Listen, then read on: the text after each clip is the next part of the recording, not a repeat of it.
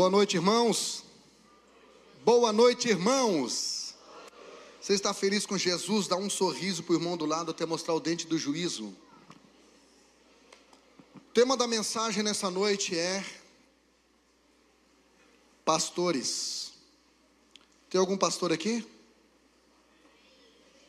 Tem? Pode levantar a mão quem é pastor? É isso aí, irmãos. Notei aqui uma frase. Nosso maior desafio não é ser ovelha na igreja, é ser pastor em todos os lugares onde nós estivermos. Infelizmente, o que o mundo entende por pastor é, na verdade, o sofisma acerca de um homem que usa sua inteligência, sua sabedoria, sua persuasão, em detrimento da fé alheia para enriquecimento indevido. Hashtag, resumindo tudo que eu falei, para o mundo, pastor está, o adjetivo de pastor para o mundo é ladrão. Assim como o adjetivo de padre é pedófilo, de político é corrupto, mas isso são sofismas, e o que mais me entristece é saber que, infelizmente, muitos desses conceitos estão redondamente certos para algumas pessoas que exercem esta função. A religião, por outro lado, irmãos, ela apresenta o pastoreio apenas como uma função vocacional, um chamado específico de Deus para algumas pessoas específicas. Biblicamente, o pastoreio bíblico não é uma função religiosa, não é um título eclesiástico. O pastoreio bíblico, na verdade, é uma consciência de relação, nutrição e cuidado. Vou repetir. Biblicamente, ser pastor é alguém que se posiciona para alimentar pessoas, para nutrir pessoas, para se relacionar com pessoas e cuidar de pessoas. Ou seja, resumindo, toda a desgraça do universo é, na verdade, em detrimento da falta de pastores. Todas as áreas. Um casamento que não dá certo, o homem deixou de ser pastor. Maioria deles. Quando eu ministro para os homens, eu deixo muito claro que os homens precisam estabelecer 3 P's na vida da esposa: provisão, proteção e pastoreio. O que a gente observa é que muitos homens não têm errado na provisão e nem na proteção, mas têm errado no pastoreio. Porque pastoreio é uma função espiritual, é uma função de atrair Deus para dentro de casa. A mulher a mesma coisa. Muitos dos casamentos que não dão certo, que se destroem, é porque a mulher deixou de exercer a função de pastora. E os filhos, sucessivamente também, deixaram de ser pastores. E isso em todas as áreas. Lá na academia, você precisa ser um pastor.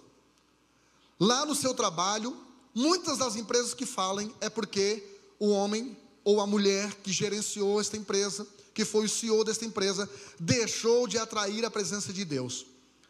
Muitas empresas, muitas profissões que não dão certo, faltou pastoreio.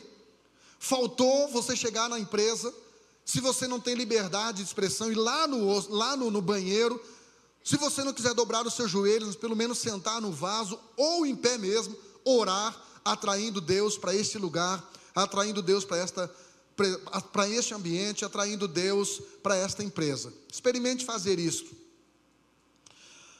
E eu quero estar lendo um texto base que eu já usei na terça-feira, quando fiz uma reunião com os pastores, e também na quinta-feira, quando fiz uma reunião com os líderes de célula, e está lá em João capítulo 21, versículo 15 a 17. Você vai sair daqui nessa noite entendendo que você precisa ser um pastor. Você precisa ser uma pastora. E se você não está sendo, o ambiente onde você foi colocado está fadado ao fracasso. Oi? Se você não está fazendo isso, seu casamento, sua empresa estão fadados ao fracasso. Sua casa está fadada ao fracasso. Então, João capítulo 21, versículo 15 está escrito: depois da refeição, eu vou estar lendo já dissertando. Primeira coisa que, irmãos, esse mês acho que a gente gastou alguns reais em comida. Fizemos uma reunião com os pastores da cidade, comida. Terça-feira, reunião de pastores, teve comida. Quinta-feira, reunião com os líderes de célula, teve comida. Sexta-feira, reunião com os líderes do diaconato, comida. E nós apresentamos, ou nós nos modelamos em Jesus. Jesus não fazia nada sem comida, irmão. Primeiro ele dava comida, depois ele dava a correção que tinha que dar. Então esse texto fala que depois da refeição, porque Jesus alimentava aquilo que ele amava. Olha aqui para mim. O nível do seu amor por aquilo que você diz que ama está no nível da sua alimentação. Se você alimenta seu casamento, você ama seu casamento. Se você alimenta sua célula, você ama sua célula. Se você alimenta sua profissão, você ama sua profissão. Se você alimenta essa casa, você ama essa casa. O nível do seu amor é revelado no nível daquilo que você alimenta. Depois da refeição, Jesus perguntou a Simão Pedro. Outra coisa que eu quero que você aprenda aqui, que no método de ensino de Jesus, ele usava perguntas. Quando você lê o Evangelho de Mateus, nos 28 capítulos do Evangelho de Mateus, Jesus fez nada mais, nada menos do que 72 perguntas. Jesus perguntou a Simão Pedro: Simão, filho de João, você me ama mais do que esses me amam? Resposta de Pedro: o Senhor sabe que eu o amo. Resposta de Jesus em contrapartida à resposta de Pedro: então, apacenta os meus cordeirinhos. Pastor, o que é um cordeiro? Um cordeiro é uma ovelha pequena, uma ovelha criança. A igreja precisa aprender a lidar com novos convertidos. A igreja precisa aprender a lidar com pessoas que estão iniciando na fé. E os crentes velhos precisam entender que a prioridade da casa são as crianças. A prioridade da casa são os cordeiros, não são as ovelhas. Depois sim vem as ovelhas, que está no versículo 16. Jesus repetiu a pergunta. Então, primeiro, Jesus trabalha com perguntas. E segundo, Jesus trabalha com repetição. Amém? Não é esse sistema pedagógico que você usa com seus filhos? Repetindo, e parece que eles não têm orelha, parece que eles só têm olhos. Porque eles aprendem mais com aquilo que eles veem do que com aquilo que eles ouvem. Jesus repetia. O hino para ele, assim, ficar bem bom, assim, para a igreja aprender a cantar, tem que ser repetido, irmão. E aí é engraçado que quando uma música é cantada 3 vezes, a pessoa já vem: pastor, de novo essa música. Nós precisamos aprender a viver com rotinas positivas, porque adultos vivem com rotinas positivas, ou seja, com repetição. O sermão de Jesus era uma repetição sem tamanho. Senhor, ensina-nos a orar. Então, quando você orar, ore: o reino, venha o teu reino. Senhor, ensina a gente a pregar. Então, o semeador saiu a pregar, semelhante ao reino de Deus, que jogou as sementes. O Senhor ensina uma parábola para a gente. Sim, a mulher, o reino de Deus é semelhante à mulher que pegou o fermento. Sempre Jesus repetia assunto, e Paulo usava o mesmo sistema pedagógico de repetição. Pastor, por que é pedagógico? Porque é para criança, irmãos, é novos convertidos. Já para adultos não é mais a pedagogia, é a andragogia, quando você usa métodos de ensinos para adultos, que foi o que Jesus usou agora no versículo 16. Jesus repetiu a pergunta a Simão Pedro: Simão, filho de João. João aqui no grego, porque tem tradução que já traduz, né? Fala filho de Jonas ou Bar-Jonas, que é a mesma coisa. Mas não existe o nome João no Velho Testamento, no hebraico, que nem o nome Jonas no Novo Testamento, na raiz da palavra, porque é o mesmo nome hebraico e grego, só para você entender. Disse o Pedro: Senhor, tu sabe que eu o amo. Agora Jesus evolui e diz: então cuide das minhas ovelhas. Agora Jesus evolui, porque agora não é mais os cordeirinhos. Sim, a gente precisa cuidar dos novos convertidos, mas a gente precisa também manter as ovelhas, manter aqueles que já são velhos convertidos. Por isso que a gente quer mandar todo mundo para a célula, irmão, para a gente poder cuidar de todo mundo. Agora aqui já é uma andragogia, nós precisamos continuar cuidando de ovelhas. Versículo 17, pela 3ª vez ele perguntou: Simão, filho de João, você me ama? Pedro ficou triste, porque Jesus fez a pergunta pela 3ª vez. Mas Pedro também havia negado Jesus 3 vezes. Mateus capítulo 26. Um dos métodos de Jesus em lidar com a gente, irmãos, é causar em nós tristeza reflexiva.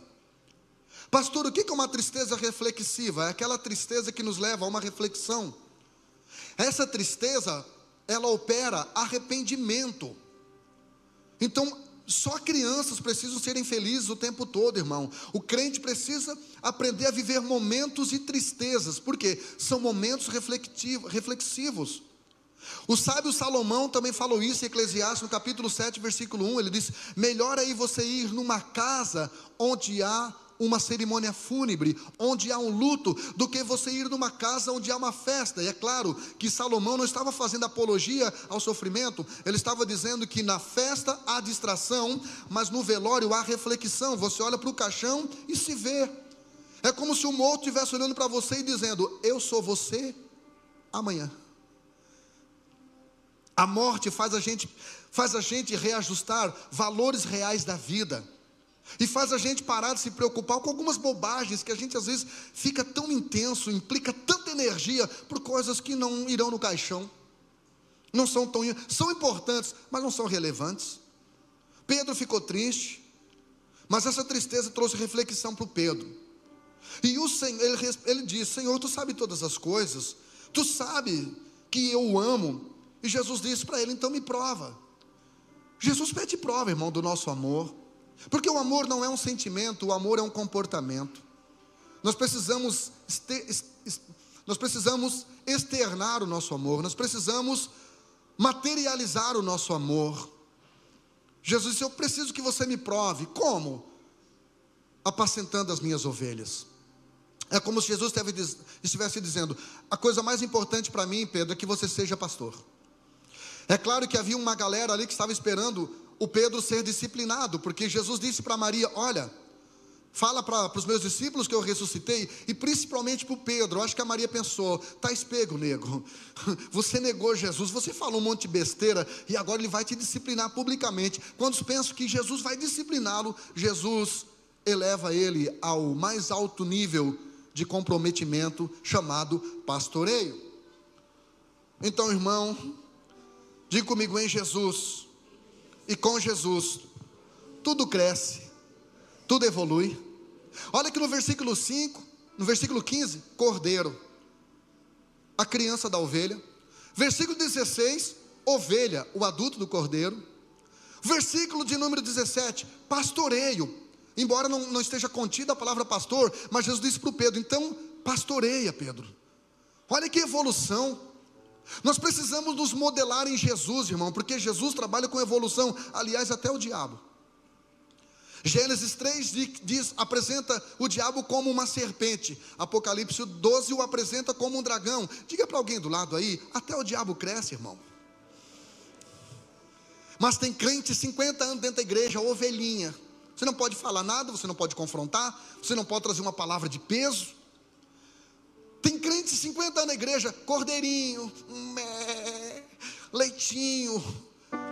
Mensagem tem que ser rasa, tem que ser um negócio assim, meio no subliminar, porque senão fica ofendidinho. E Jesus é o nosso modelo de evolução. A demonstração de amor precisa evoluir. Quando você lê João capítulo 1, versículo 29, João Batista o apresenta como um cordeiro. Eis o cordeiro de Deus que tira o pecado do mundo. Quando você lê Isaías capítulo 53, versículo 7, o profeta Isaías apresenta Jesus agora como uma ovelha. E uma ovelha muda, irmão, sem murmuração, sem reclamação. Quando você lê João capítulo 14, versículo 10, ou capítulo 10, versículo 14, Jesus se autodeclara como o bom pastor. Porque ser pastor é fácil, irmão. O desafio é ser um pastor bom, ser um pastor querido igual a mim, fácil de lidar. E além de ter o mais alto nível de humildade, irmão, é uma pessoa assim, extremamente fácil de relacionamento. Esse cara sou eu. Ô, irmão, dá uma risadinha aí, querido. Relaxa, irmão. Desarma o guarda-chuva. Quando você lê o livro de Hebreus, no capítulo de número 13, versículo 20, agora Jesus é apresentado como grande pastor. Porque não basta ser pastor, irmão, e continuar toda a vida no mesmo tamanho, não. Nós precisamos crescer. Diga comigo: porque até formiga crescem. Então, querido, Jesus é o nosso modelo. Então Deus, quando olha o mundo, Ele vê o mundo como um aprisco.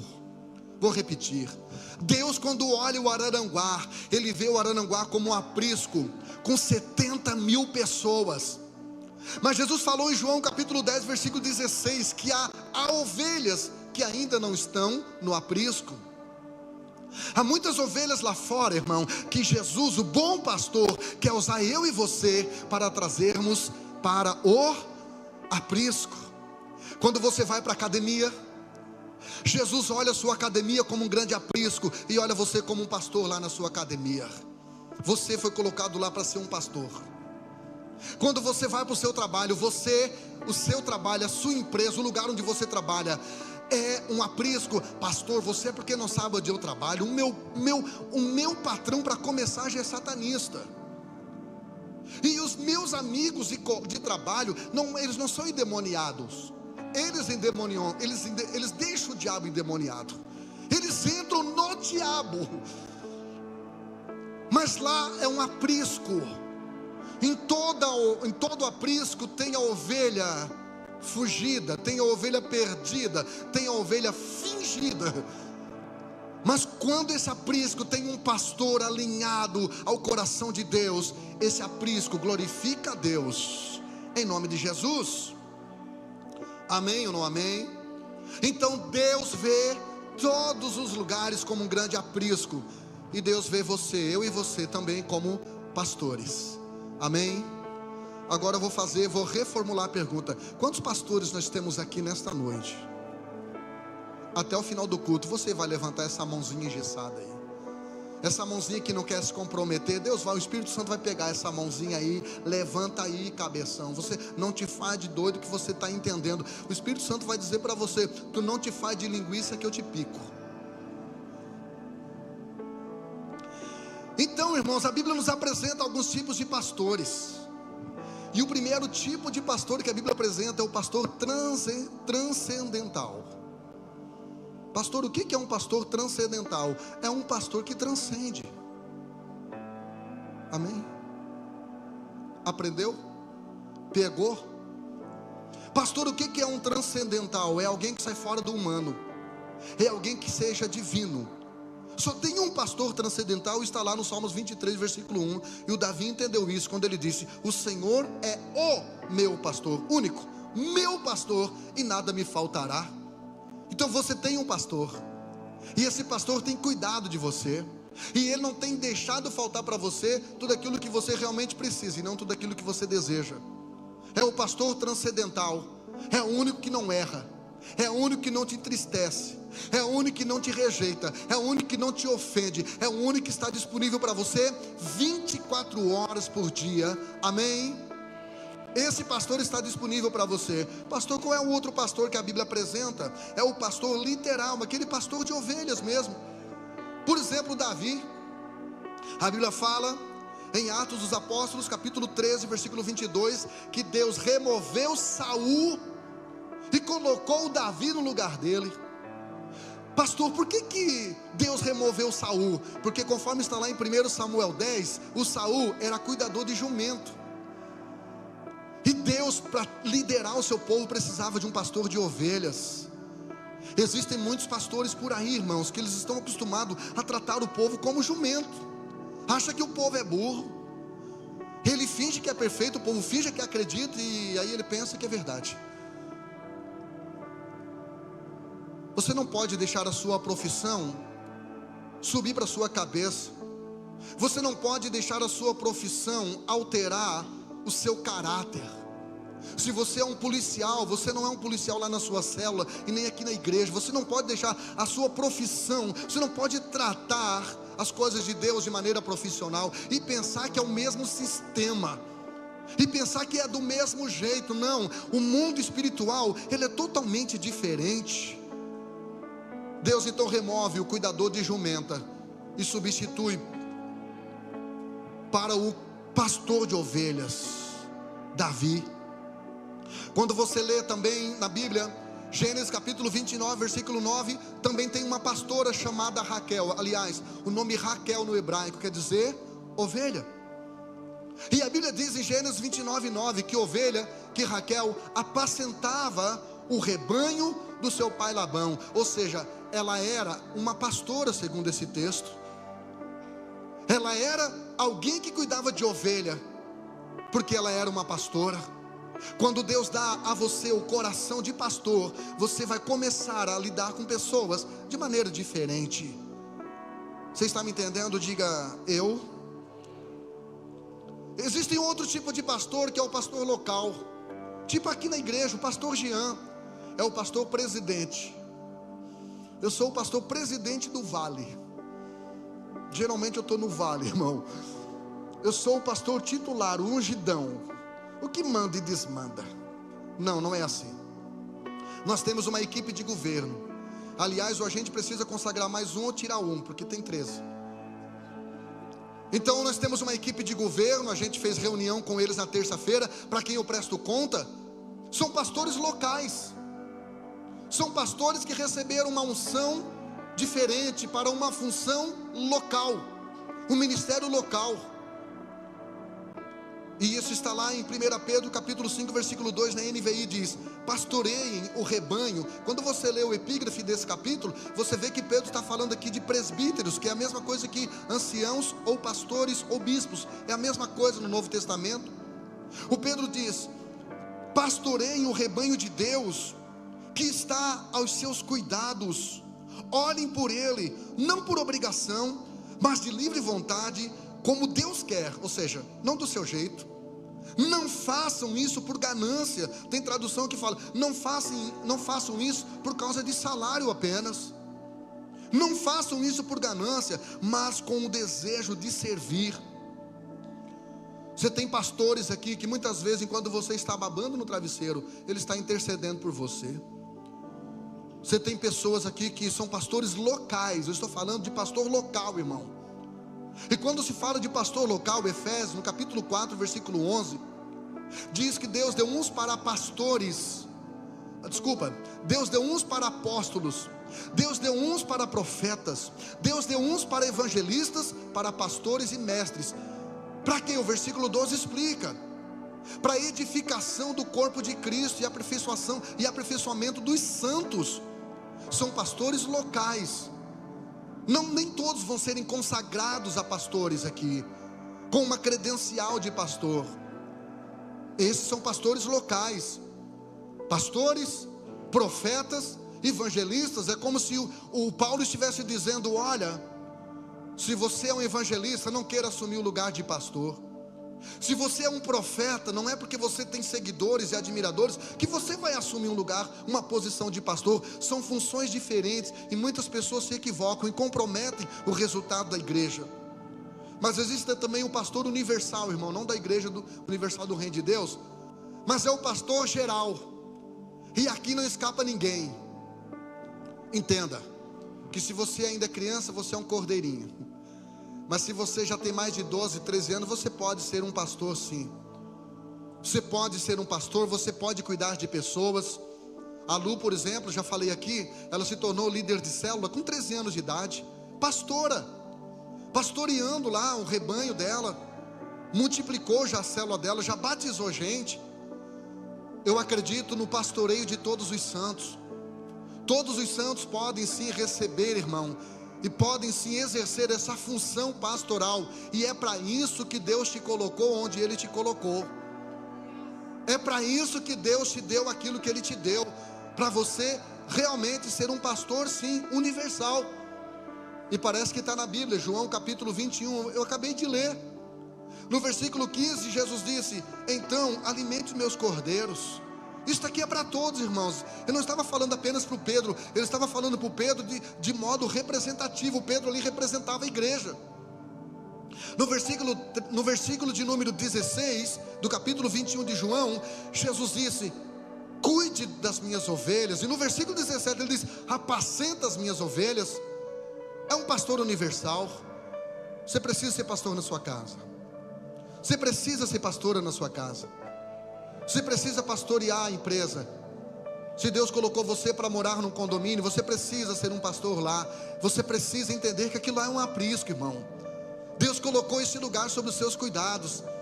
Deus estabeleceu esta igreja, Ministério Teu Reino na face da terra, aqui em Araranguá. É para nós trazermos estas ovelhas que não são deste aprisco, para caminhar com a gente, para a gente cuidar dessas pessoas. Quem está me entendendo aqui, diga é nós. Quando você olha para a Bíblia Sagrada, Gênesis capítulo 4, versículo 2, a Bíblia diz que o primeiro a exercer uma profissão foi o Abel, que era pastor. Abel foi o primeiro a exercer uma profissão. Às vezes eu vou fazer eu não sou muito de comprar fiado, só se for em 10 vezes sem entrar. E aí me pergunto, qual é a sua profissão? Eu digo, pastor. Aí a pessoa fica me olhando com aquela cara assim, pensando, pastor não trabalha. Um dia um menino chegou para mim e disse, pastor, já que você não trabalha, você pode me levar em Criciúma à tarde? Eu disse, posso, se você não se importar de andar com vagabundo, tá tudo certo. Aí ele disse, não, eu estou brincando. Eu disse, não, eu estou só brincando com você. Não estava não, irmão, estava falando a verdade. Minha profissão é pastor. Foi a primeira profissão, foi a primeira função da face da terra, não foi outra. Foi pastor. Abel, pastor. A Bíblia diz, Abel foi pastor de ovelhas. Diga comigo, pastoreio exige trabalho. É por isso que muitos preferem não ser pastores. É por isso que quando os filhos começam a crescer, o pai já começa a traçar um plano de profissão para o filho, que não é ser pastor. Quando você lê o versículo 4 do capítulo 4 de Gênesis, você vê que a primeira oferta dada a Deus foi de um pastor. A primeira oferta está lá no versículo 4. Abel, por sua vez, ofertou as melhores porções dos cordeiros dentre as primeiras ovelhas. Primeira oferta do mundo, da história da humanidade, foi de um pastor. Irmão, a classe mais pão dura que eu conheço até hoje são pastores de igreja. É a classe mais pão dura. Eu sei, eu sou tesoureiro. Eu sou tesoureiro aqui do grupo de pastores da cidade. Eu sou tesoureiro, irmão. Eles são muito bons de tirar oferta, é tirar mesmo, mas são ruins de ofertar, são ruins de generosidade. Não ler a Bíblia, porque, irmão, se alguém que tem que ter a maior generosidade da igreja, são os pastores. Quando eu falo de pastor, não olhe aqui para cima, você é o Abel. Você é o Abel dessa geração. Você precisa ser a pessoa mais generosa, você precisa ser a pessoa mais desprendida. Quando você lê o versículo 8, você vê que o Abel, ou seja, o pastor Abel, foi o primeiro ser humaninho a derramar o sangue dele, a oferecer um sacrifício de remissão.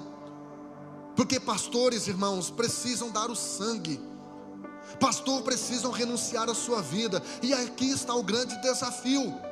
Aqui está o grande desafio de você pastorear uma igreja de pastores, porque isso exige morte. Só que a Bíblia diz lá em Hebreus capítulo 11, que a Bíblia diz que pela fé o Abel ofereceu uma melhor oferta que Caim, e o sangue dele continua falando. As suas obras vão continuar falando mesmo depois que você morrer. As suas obras, as nossas obras vão continuar dando testemunho. Araranguá precisa saber que aqui passou um pastor, que aqui passou vários pastores que sacrificaram, que derramaram seu sangue, que foram os primeiros mártires. Diga comigo, pastoreio exige entrega. Quando você lê Lucas capítulo 2, a partir do versículo 8 até o 11, você vai ver que quando Jesus nasceu, os primeiros a saberem do seu nascimento não foram os 3 reis magos, porque a Bíblia não diz que eram reis e nem que eram 3.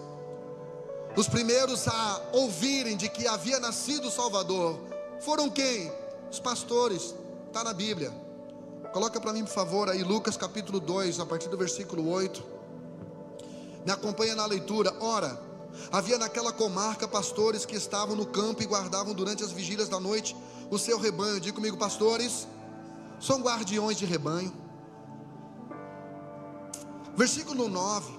E eis que um anjo do Senhor veio sobre eles, e a glória do Senhor os cercou de resplendor, e tiveram grande temor. Diga comigo, pastores. Não só quem almoçou e pretende jantar, diga, pastores são envolvidos com a glória de Deus. Pastores não podem viver no natural. Pastores não podem viver no carnal. Pastores precisam viver no espiritual, precisam viver envolvidos com a glória de Deus, envolvidos com a presença de Deus. Eu não posso, irmão, fazer um curso de gestão financeira. Eu não posso fazer uma faculdade de processos gerenciais como eu fiz e achar que eu vou usar e aplicar esses mesmos métodos para pastorear essa casa. Querido, pastoreio exige envolvimento com a glória de Deus. Versículo 10: e o anjo lhes disse: não temais, porque eis aqui vos trago novas de grande alegria, que será para todo o povo. É como se os anjos estivessem dizendo: ei, aquilo que a gente está anunciando para vocês, vocês precisam passar para todo o povo. Diga comigo, pastores recebem a mensagem do céu antes de todo mundo. Por isso que pastores não falam aquilo que as pessoas acham que ele vai falar. Não é assim todos os domingos? Você não é surpreendido com matemática e você pensa: que vai sair daí? De onde que ele vai tirar isso? O que ele vai aplicar disso? Hoje, quando eu preguei de manhã, irmãos, eu fiz o apelo só por costume, mas eu pensei, ninguém vai entregar o seu coração a Jesus numa mensagem como esta, porque, aliás, é até difícil até de alguns crentes gostarem dela. E uma menina, quando eu fiz o apelo, ela disse: pode vir à frente. Ela não veio na frente, ela veio chorando até aqui em cima. E eu botei a mão no braço dela, ela estava tremendo. Eu olhei para ela e disse: por que você está chorando? Ela disse: porque Deus tocou meu coração. Aleluia. A mensagem do céu precisa chegar no seu coração, pastor, para que você possa passar esta mensagem para aqueles que precisam saber: um Salvador nasceu. Nasceu um Jesus que é a resposta, que é a solução para todos os problemas, para todas as famílias, para todos os tipos de ataques de Satanás. Nasceu o Salvador, nasceu Jesus. Essa terra não está lançada ao bel prazer, não. Há um Deus soberano que está acima de todas as coisas, controlando todas as coisas e disposto a abençoar, e libertar, e curar, e liberar bênçãos e vitórias sobre a vida das pessoas. O versículo de número 11 diz: pois na cidade de Davi vos nasceu hoje o Salvador, que é Cristo o Senhor. Diga comigo, pastores precisam entender que o nascimento de Jesus é a coisa mais importante. Querido, é muito bom a gente ter coisas boas, é muito bom você morar num lugar bom, é muito bom você ter roupas boas, é muito bom você ter uma família saudável, é muito bom você comprar o carro do seu sonho, é muito bom você ter um ministério abençoado. Mas a coisa mais importante, mais relevante que existe na face da terra é nós sabermos que um dia lá no Éden, no capítulo 3 de Gênesis, a serpente picou a humanidade. Só que aqui o Salvador nasceu.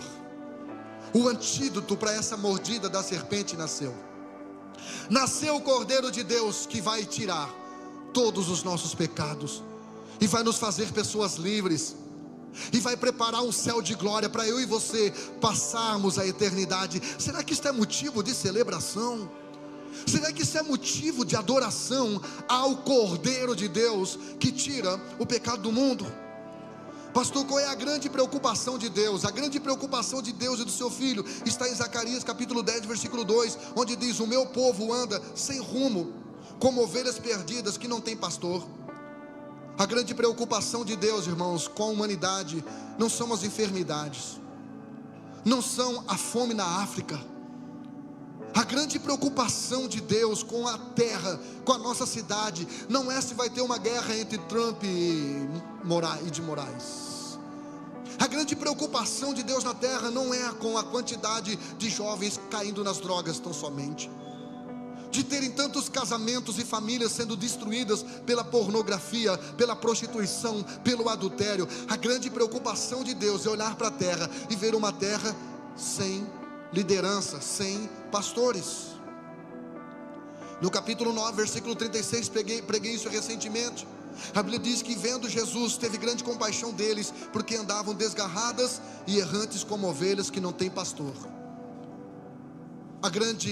O que gerou compaixão no coração de Jesus, não é porque essas ovelhas aqui estavam com fome, e é claro que estavam, e por isso Jesus fez o milagre e multiplicou pães e peixes para mais de 15 mil pessoas.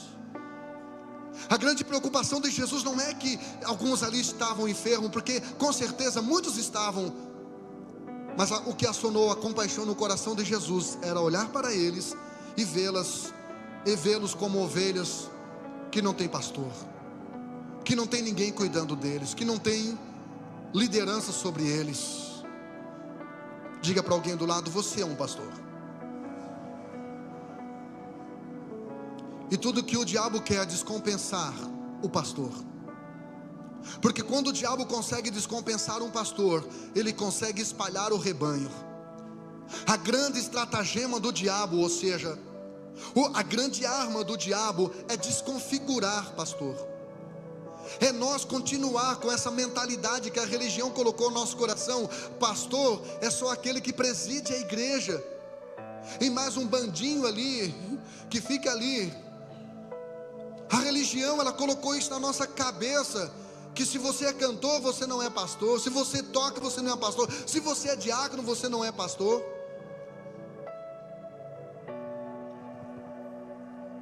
A grande arma do diabo está em Zacarias, no capítulo 13 e versículo 7, que diz: fere o pastor, e as ovelhas irão se dispersar. A grande estratagema do diabo são pastores feridos, são pessoas feridas, porque pessoas feridas, elas vivem sempre na defensiva ou na ofensiva. As pessoas feridas, elas se defendem atacando. As pessoas feridas, elas são inseguras. As pessoas feridas, elas têm uma tristeza crônica, e Deus não sabe o que fazer para agradar o coração delas. O pastor se vê em papo de aranha, porque não sabe mais que tipo de culto faz. Se ele transforma a igreja num circo, se ele transforma a igreja num playground, ele não sabe o que fazer, porque são pastores feridos. E quando nós somos feridos, as ovelhas se dispersam. Um pastor ferido, irmão, ele fere com a outra ponta da mesma vara em que ele foi ferido, e ele começa a vomitar a sua alma, o seu coração em cima do altar, para justificar as suas omissões, os seus fracassos. O outro tipo de arma do diabo são pastores competidores. Gênesis no capítulo 13, versículo 7, ele diz: e logo após o que, pastor? Logo depois que o rebanho de Abrão e de Ló cresceu, os pastores começaram a brigar. Não foram as ovelhas, porque foram pastores competidores. Olha o que diz o texto. Olha o que diz o texto. Logo surgiram desentendimentos entre pastores de Abrão e os de Ló. Você sabe por que o evangelho existe na nossa cidade há mais de 80 anos? Assembleia de Deus já tem Araranguá há mais de 80 anos, irmãos. Quando eu saí, há quase 20 anos, já fazia mais de 60 anos que tinha Assembleia de Deus. O evangelho está na nossa cidade há mais de 80 anos. Você sabe por que nunca teve uma igreja com mais de 1000 membros na cidade de Araranguá? Nunca teve, ainda não tem. Você sabe qual é o motivo? A Bíblia diz que todo reino, toda casa dividida não prospera. Uma cidade onde os pastores são desunidos, numa cidade onde os pastores ficam felizes quando recebem membros de outras igrejas, irmãos. Uma cidade onde a gente faz um evento e convida. Ontem, por exemplo, eu fui na inauguração de uma igreja nova na nossa cidade. Sabe quantos pastores tinha lá? Do grupo que frequenta os nossos cafés todos os meses, 3 pastores. 3 pastores.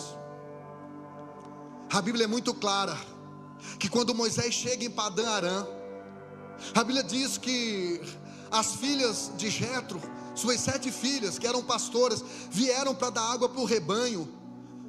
A Bíblia diz que os pastores enxotaram as ovelhas e disseram: vocês não vão beber água nesse horário, aqui tem que ter ordem. Quem que fez isso? Os pastores. Então a Bíblia diz que o Moisés, que tinha sangue no olho, pegou e espantou os pastores e deu água para o rebanho. Observa um detalhe. Logo depois, no capítulo 3, isso acontece no capítulo 2 de Gênesis, de Êxodo.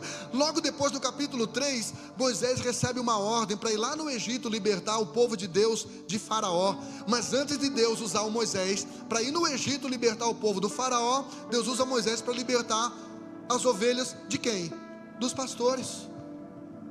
Porque às vezes é mais fácil lidar com o diabo do que com pastores competidores. Pastores que se sentem ameaçados. De novo, não fique olhando para cá. Você é um pastor. Será que você não é competidor? Existem casais que competem dentro da mesma casa. Às vezes você vai atender alguns casais, queridos, o lar parece uma arena de gladiações. É uma briga de quem pode mais, quem manda mais, quem resiste mais, quem aguenta mais porrada, quem dá mais porrada. Será que nós não somos competidores? Onde há competição, irmão, não há crescimento. E isto é uma arma de Satanás.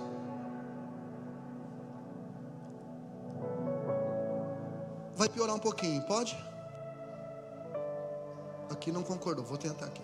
Pode piorar só um pouquinho? Diga para o irmão do lado aí, está na Bíblia, tá?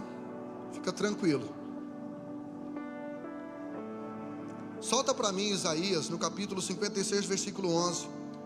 Terceira arma de Satanás, para destruir uma cidade, para impedir do evangelho crescer, Emerson, numa cidade, de maneira genuína, orgânica, com pastores unidos, igrejas celebrando o crescimento uma das outras, com líderes de célula celebrando, porque embora ele não conseguiu batizar ninguém, mas teve o líder lá que batizou 10, celebrando o crescimento, celebrando vitória. Olha a arma de Satanás. Isaías 56 e 11 diz, vamos ler todos junto no 3, consegue colocar aí para mim?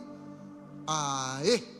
Isaías 56 e 11, vamos ler no 3, 1, 2, 3, são...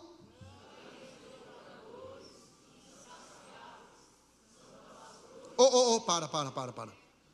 Esses cães são quem? Pastores. Quando você lê Apocalipse, no capítulo 22, versículo 15, começa dizendo assim, ó, ficarão de fora os cães. A princípio, quando eu li isso, eu achei que cães ali fossem os quadrúpedes. Eu pensei, então só os gatos vão, os cães não. Deus disse, não, cães aqui são pastores. E aí foi onde Deus me levou a esse texto, Isaías 56 e 11, onde diz, são cães devoradores. Quem? Pastores. É o que o texto está dizendo. Vamos ler de novo agora, que você já entendeu? No 3, 1, 2, 3...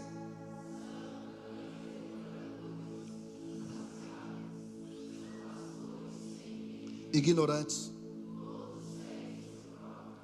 insubordinados, egoístas. De novo, não olhe aqui para o altar, irmãos. A Bíblia aqui está falando de nós, que fomos estabelecidos na terra para pastorearmos a terra. Fomos estabelecidos na terra. Quando você vê o cão tem algumas características. O cão é o seguinte, irmão, você dá comida para ele, mas tenta lá tirar o osso da boca dele. Ele arranca a sua mão. Porque o mais importante para o cão é o quê? O seu estômago. Ele está satisfeito. Os cães, eles são atraídos pelo mau cheiro. Os cães adoram ver pessoas doentes ao seu lado, para ficar lambendo feridas. É essa a grande arma de Satanás, transformar pastores em cães gulosos, cães sem entendimento, cães insubordinados, cães ignorantes e egoístas. Tem mais um e aqui eu encerro, você já está ficando muito apavorado. Pastores destruidores de vinha. Jeremias capítulo 12, versículo 10, põe para mim por favor. Jeremias capítulo 12, versículo 10 diz, muitos pastores destruíram a minha vinha. Quando você lê Mateus capítulo 21, versículo 28, Jesus disse, filho, vai trabalhar hoje na minha vinha. O primeiro milagre de Jesus foi transformar água em vinho. Vinho é o líquido que vem da vinha. E o vinho fala de alegria. Quando a Bíblia fala aqui de pastores que destroem a vinha, sabe o que Deus está dizendo? Está dizendo que nós quando descompensados, nós quando feridos, nós quando amargurados, nós conseguimos destruir ambientes festivos. Muitos pastores destruíram a vinha, a minha vinha, pisaram o meu campo. Jesus tem uma vinha, Jesus tem um campo, e ele disse em João capítulo 4, versículo 35, levantai os vossos olhos e vede os campos já estão preparados para a colheita. Queridos, o mundo lá fora já está preparadinho para a colheita, preparado.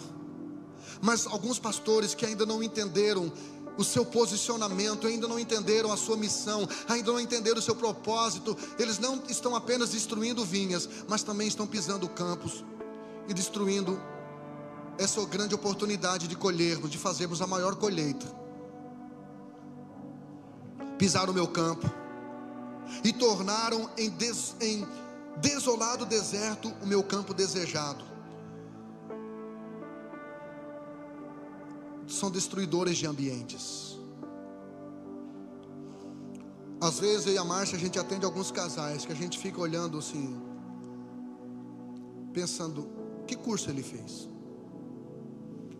Que curso essa mulher fez? Para estar altamente treinada com o mais alto nível de destruição de casamento. Tem gente que destrói tudo que coloca a mão, irmãos. Tem gente que destrói tudo que Deus coloca na sua mão. Deus coloca riquezas, Deus coloca uma profissão top, rentável, e a pessoa começa a entrar num processo de destruição. Esta é a arma de Satanás, que eu e você destruamos as coisas boas que Deus tem colocado em nossas vidas. A grande estratégia de Satanás é que nós destruamos ambientes proféticos, ambientes alegres, ambientes que eram para serem vistos como ambientes de celebração e de um mais alto nível de adoração ao nome do Senhor.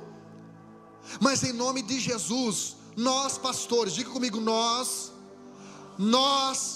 pastores seremos curados, para curar a nossa terra, para remir a nossa cidade, e para trazer para esta cidade o cumprimento das promessas de Deus, para trazer para a nossa casa, para o nosso casamento, para a nossa família, o cumprimento das promessas de Deus. Nós seremos pastores usados por Deus.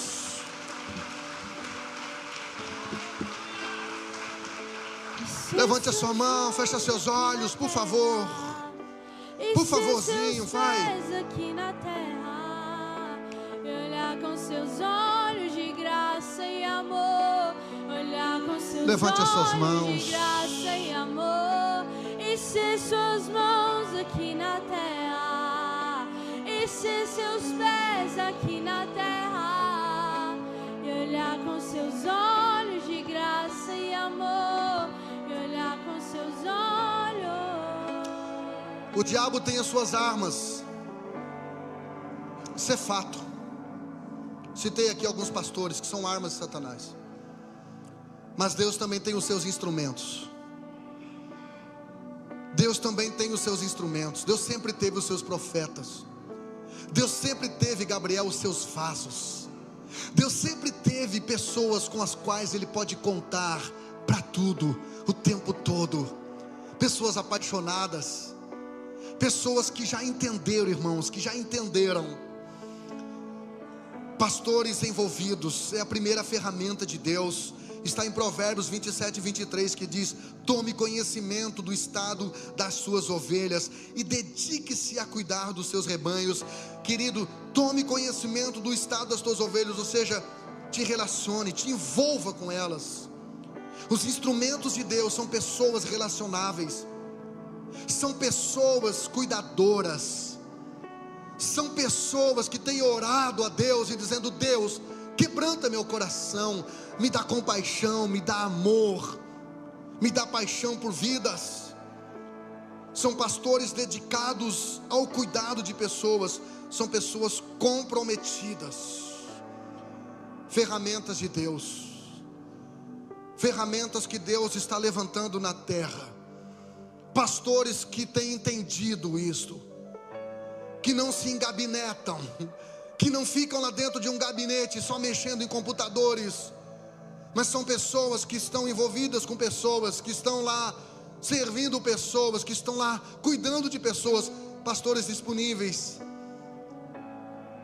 Eu sinto impelido por Deus para dar alguns testemunhos aqui rápidos. Nesse mês de junho, essa casa aqui, irmãos, através da oferta dos pastores, dos dízimos dos pastores, essa casa, ela pagou consulta para pastores de outras denominações, consulta médica. Essa casa pagou aqui, ofertou remédio para algumas pessoas. Essa casa liberou dinheiro. A Márcia disse: tio, olha essa menina aqui, lá do Jacinto Machado, se não me falha a memória, menina dando convulsão, estava ficando atrofiada, e a mãe desesperada pedindo uma ajuda. E eu disse para ela: vamos liberar uma oferta. Liberamos quase R$500 de oferta, porque nós somos ferramentas de Deus. E muitas outras, irmãos. Eu não gosto de estar falando tudo que a gente faz aqui, não gosto de estar falando, mas é muita gente que a gente ajuda, sem olhar que ministério é. 99% das pessoas que recebem o auxílio alimentação aqui não congregam com a gente. Aliás, eles falam mal da igreja de Parede Preta, mas eu não estou nem aí para o que falam, irmão. Eu estou aí para aquela vozinha que um dia falou comigo e disse: eu estou colocando o Ministério do Teu Reino nessa cidade para ser o hospital, para ser assistência social, para cuidar do órfão, cuidar da viúva, sem se interessar se o cara é pastor de outra denominação.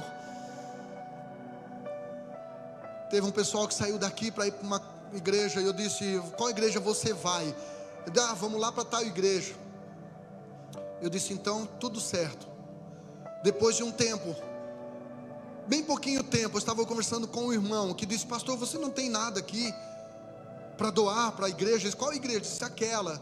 Aí o Satanás disse: é aquela que o irmão saiu daqui para ir lá congregar. Eu disse: temos sim, a gente tem caixa de som que está sobrando lá em cima, a gente tem um microfone da Shure zerado que eu comprei no Paraguai por R$2.000, a gente tem iluminação, leva tudo para lá.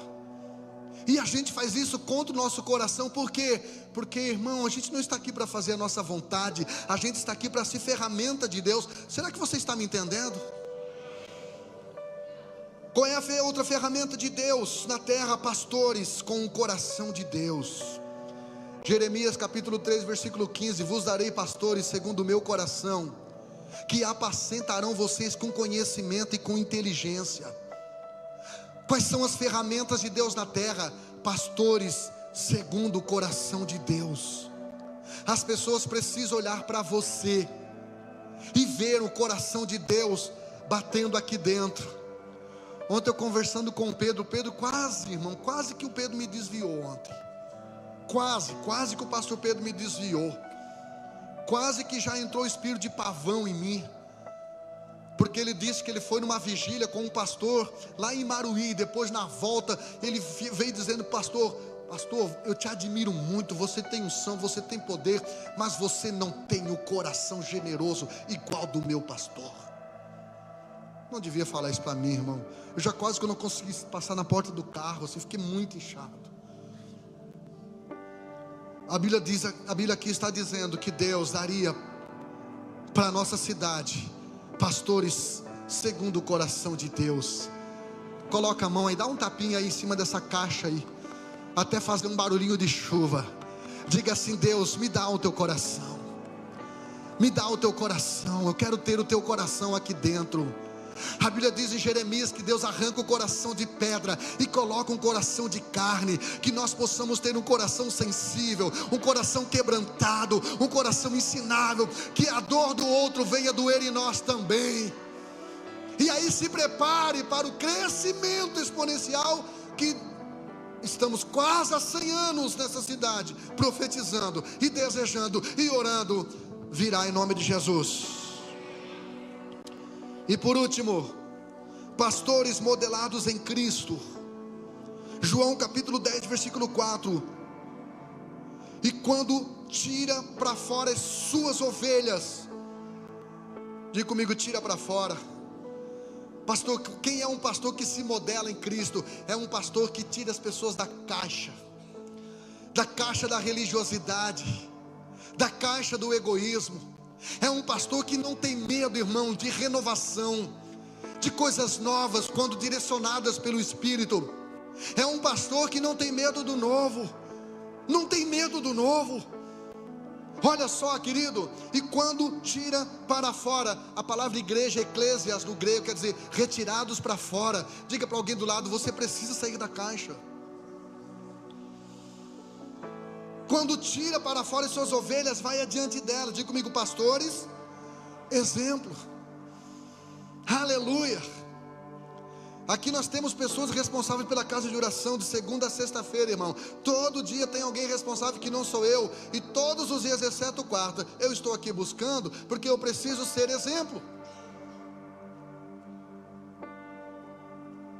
Você precisa ser exemplo no local onde você pastoreia, lá na sua academia, lá no seu trabalho, lá onde você faz faculdade, lá onde você estuda. Você precisa ser exemplo. E as ovelhas o seguem. Pergunta para alguém do lado, você tem seguidores? Não no Instagram, Letícia, não vale.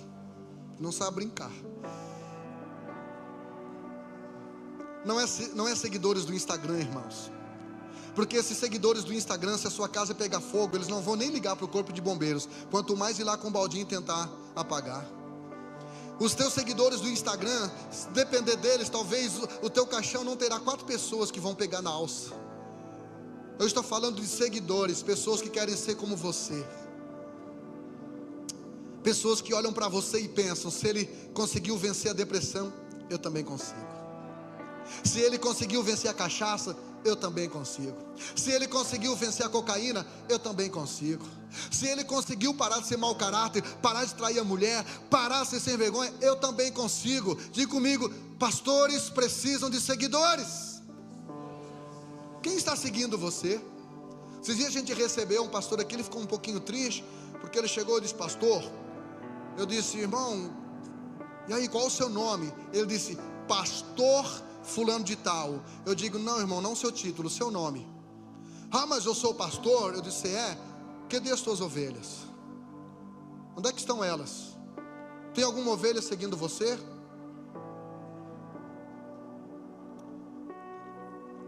Às vezes eu não gostaria de ser tão ignorante, mas é mais forte que eu, irmão. Porque eu já estou cansado de baboseira. Já estou cansado de ladainha. Já estou cansado de gente dando carteiraço, que não tem fruto, que não tem resultado, que não faz nada por ninguém. Porque um dia receberam azeite soia e uma carteirinha, já acham que isso é muito relevante no reino de Deus. Relevância no reino de Deus é quem está indo para o céu, seguido por gente que, seguindo o seu bom exemplo, também estão indo. Gente relevante para mim é gente que toda semana vai liderar uma célula, mesmo doente, mesmo triste, mesmo com problema, mesmo sem dinheiro, mesmo enfermo, mas está lá motivado por amor e compaixão. Gente relevante é gente que nem lidera uma célula, mas é quem mais leva a gente para a célula, porque quer ver as pessoas vivendo aquilo que ela está vivendo, quer ver pessoas sendo abençoadas, quer ver casamentos sendo restaurados. Isso é gente relevante. Gente relevante é gente que para mim, antes de começar o culto, fica assim, ó. Por quê? Porque convidou gente para vir para o culto, fica esperando, fica reservando lugar, porque apresentou a sua igreja como um embaixador, uma igreja, um local que não é perfeito, mas um local onde as pessoas têm o direito de vir e sonhar e ter a sua vida transformada. Para encerrar a dissertação desse texto diz, e as ovelhas o seguem, porque conhecem a sua, diga comigo, pastores, tem uma voz. Lá em João capítulo de número 1, perguntaram para João, você é Elias? Ele disse não. Você é Jeremias? Ele disse não. você é profeta? Ele disse, não. Você é o Cristo? Ele disse, agora vocês apelaram. Eu não vou ser Cristo na vida de ninguém. Aí disseram, então quem é você? O que que tu diz de ti mesmo? Ele diz, versículo 23, João 1, eu sou uma voz. Querido, você não foi estabelecido por Deus para ser eco. Pare de repetir aquilo que as pessoas estão falando. Pare de cantar só aquilo que as pessoas estão cantando. Pare de querer só aquilo que as pessoas estão querendo. Você foi chamado por Deus para ser uma voz profética. E João Batista disse, eu sou uma voz que clama no deserto. Ele estava dizendo, eu não sou só uma voz profética quando está tudo bem, quando eu estou nos montes, quando eu estou aleluiado. Não, eu sou uma voz mesmo enfrentando o deserto. A minha vida está um deserto, mas eu continuo sendo uma voz para a minha geração. O meu casamento está um deserto, minha família está um deserto, mas eu continuo sendo uma voz profética para a minha geração. Eu fui no médico, eu estou preocupado com o resultado do exame, porque o médico falou autópsia, eu já entendi necrópsia, eu já morri antes, mas eu ainda continuo sendo uma voz. Pare de ser eco. Pare de querer que a nossa igreja seja uma repetição das demais igrejas. Eu vou continuar sendo uma voz profética nessa casa. E eu não me empolgo quando a igreja está super lotada e a Rosa vem apavorada, pastor, tem que liberar as crianças. Por quê, pastor? Eu também não me travo quando meia dúzia de crente resolve ficar em casa porque deu um friozinho com chuva, porque aqui todo mundo tem carroça, irmão. Então se choveu não tem como vir, é tudo de carroça. Eu também não me travo com isso, porque eu entendo que eu fui colocado por Deus nessa tribuna, nessa cidade, nessa nação, para ser uma voz, e não apenas um eco de repetição, para aquilo que está dando certo e que as pessoas estão gostando.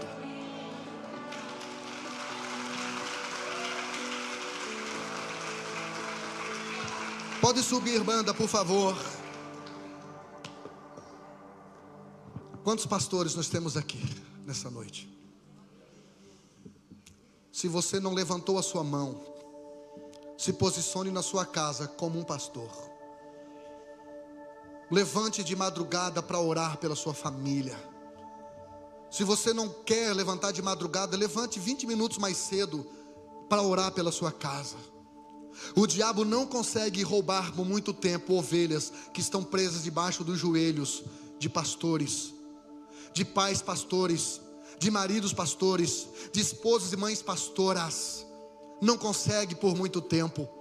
Ainda que nós enfrentemos dificuldade, nós não seremos destruídos por ela. Por quê? Porque a nossa vida está no controle daquele que é o nosso pastor, e nada nos faltará.